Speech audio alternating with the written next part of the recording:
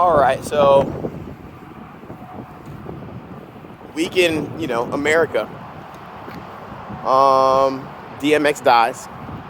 Sad but true. Uh, you know, I may have been slightly unfair about his addiction. Of course, we never learn things until we do some research, but, you know, a mentor of his gives him crack when he's 14 years old. A trusted family friend gives him crack when he's 14 years old. So, a little bit of a crack addiction. That'll happen. Sad to see him go. And I don't know why I'm sad to see him go. I didn't buy any of his fucking albums. It's not like I listen to that shit every day. But, it's a shame when people die. Prince Philip also gone. I thought the nigga was already dead, honestly. But, he's an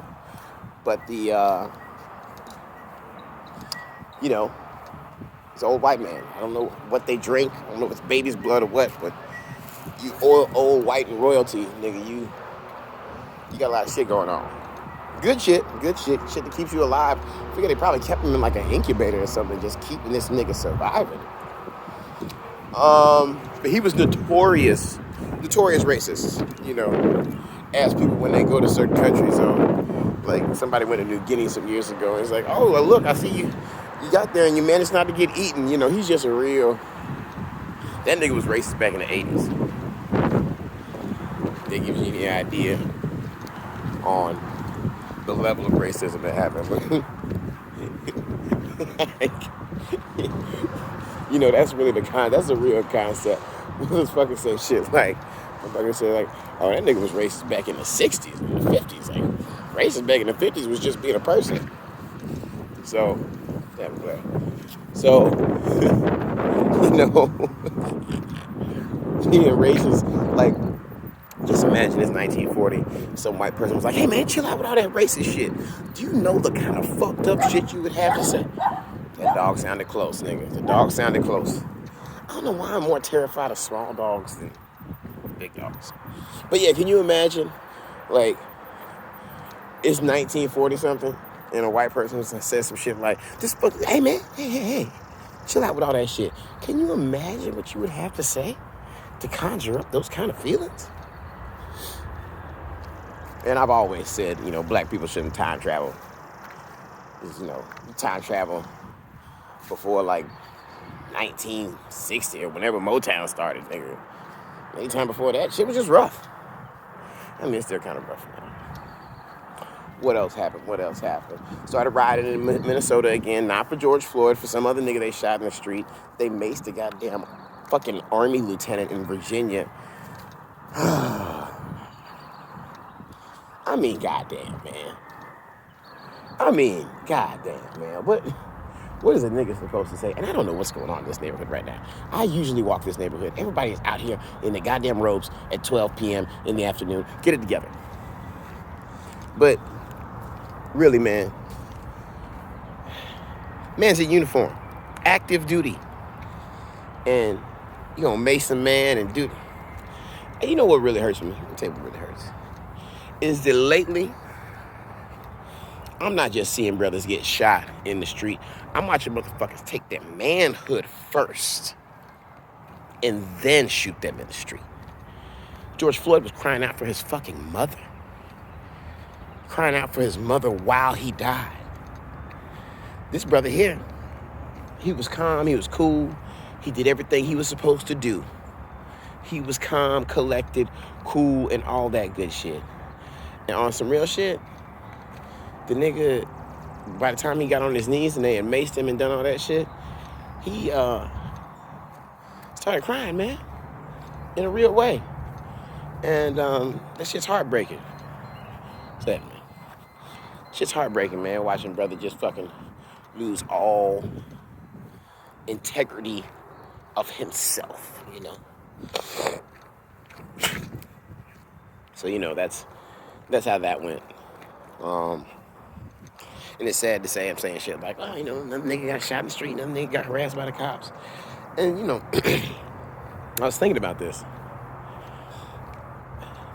There's so much training for police officers. And That's mainly because they wear a vest, they have a gun, responsibilities, you know, knowledge of laws, what can't be broken, certain situations. Piles upon piles of training. You have to understand that because of a ever-changing society, that training would be a consistent thing, kind of like being a teacher.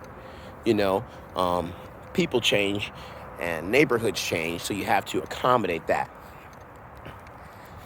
But in this situation, it would appear as though since the beginning of policing, and you know, policing does have ties to slave capture, and by ties I mean directly tied to slave capture. You got to look at the situation in all that training, and in this process, the police still can't get it right. Now, as black people, we do a mandatory training, correct? It is what we say to our beautiful black babies when they come out. When we tell them they can be anything they want to be in the world, as long as they work twice as hard and they don't talk back to the police. Pending those two things, those two very extreme variables, being respectful to law enforcement and working double hard, it sounds like slavery when you say it like that. But we've been training our people to deal with their lack of training for decades. I mean, I was talking to a brother the other day, and he said, in the case where the young man got shot in the back 7 times in front of his children. You know, I heard a brother say the other day, there's no way in fucking hell I would have reached down in my car while a cop was chasing me. And not to say that he thought the boy should deserve to get shot in the back, but to say that there's a part of him that as a black man looks at that situation and says, they are out here killing us on a regular basis. Brother, you have to be careful. You got to watch what you do, because they're not going to watch it for you. They're too busy watching how to handle you, and they're not worried about what you do. Some police officers say that black people tend to get erratic, or they tend to get irrational. And it's really just a language thing. It's more of just like a dialect thing, you know, because if you were to, and I know this is kind of a fucked up comparison, but if you were to listen to any other language that you didn't understand, specifically Chinese or Russian too. I feel like Russian's one of those. But in German, there's a lot of fucking languages that you just don't know. But at first glance, you would think that those people are angry or are being erratic, when in actuality, they're just talking in their native tongue.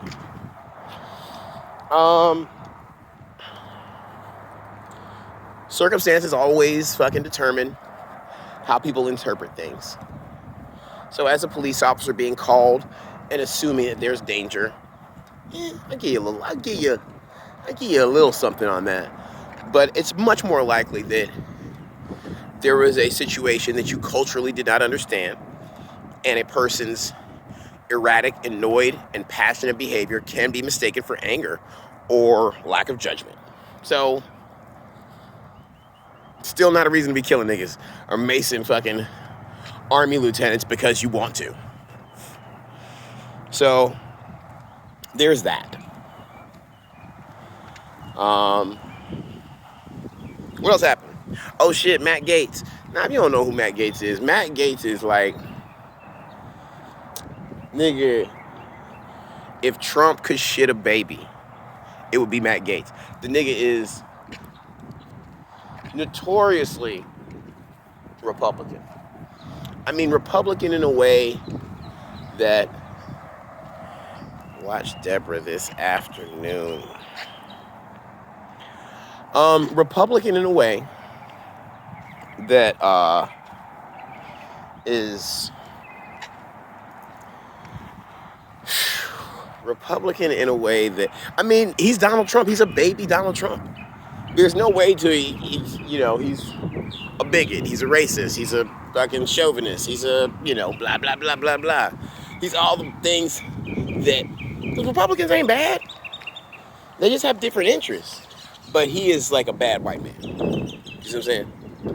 He's proud of it. He is totally okay with it. Like, that motherfucker is, President Trump says, I need an agenda push. Matt Gaetz is like, where you want me to push it? Oh shit, I didn't see that car in the back. That's cool. They hiding that from the repo man. He's been accused of paying a 17-year-old with money and drugs for sexual activity.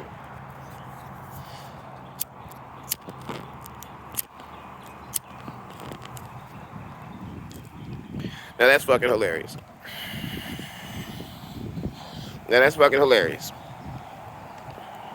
It is even rumored that he went to go visit Trump at his Mar-a-Lago estate. That he was turned away. His invitation was not received. They know right when to distance themselves. They really do. They really do. So, now the guy that's also involved with this shit, I don't know his name, there's another white man, but that nigga is about to plead out for that 17-year-old drug, money, sex situation. Now,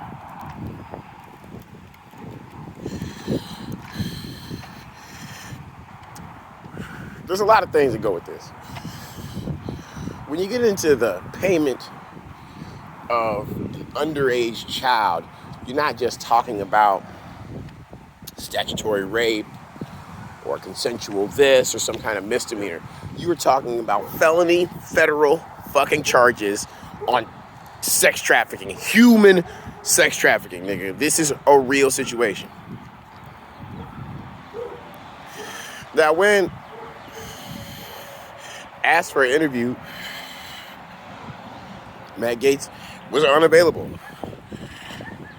using his off time to spend with his fiance. No fucking shit, using his off time to spend with his fiance, because that nigga is not getting married anymore. I don't know, people be saying, in retrospect, and I guess this is what I keep forgetting, in retrospect, it's more than likely it's gonna be just fine. More than likely, it's going to be just fine. Just because. So, we'll see how that works out. I think that nigga's going to jail. But I also think Derek Chauvin's going to jail. Goddamn, on the death certificate, it said cardiac arrest due to law enforcement subdual and neck compressions. Nigga, that's called murder. So, in a situation like that, I don't know, man. I really hope that something bad happens. I hope it's not one of those things where he gets charged and then, fucking ends up having to do like 25 months or some dumb shit like that. So, we can only hope. We don't know. We don't know how things are going to work or how things go, but... Oh, yeah. Hideki Matsui won the Masters. Now, I have a certain belief that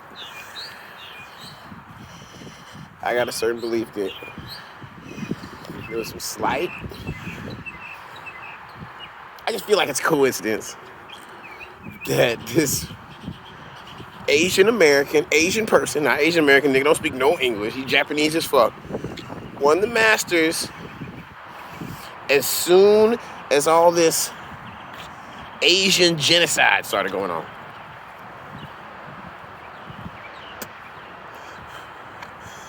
And by Asian genocide, I don't mean like Asian people constantly getting shot by police week after week, week after week.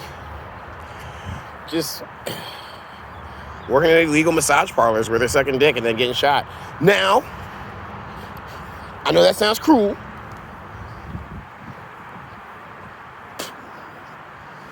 But I'm a firm believer that people who think that shit's cruel have never been to an Asian massage parlor.